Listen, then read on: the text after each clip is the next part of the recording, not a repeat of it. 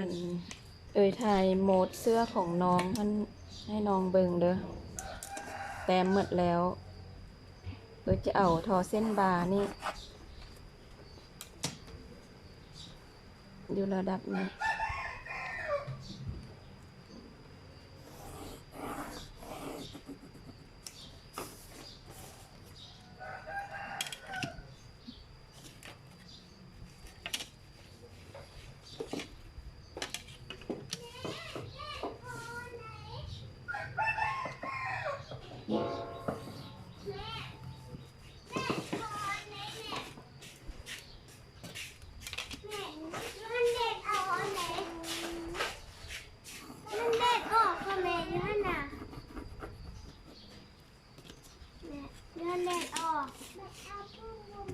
ต้องได้หยิบตัวนี้สับไหน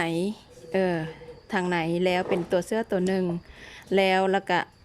จึงเอาตัวนี้นี่นะตัวนี้เจียนี่มาสร้างเป็นแผ่นนอกไม่ก็ว่าเสื้อซ่องซ้อน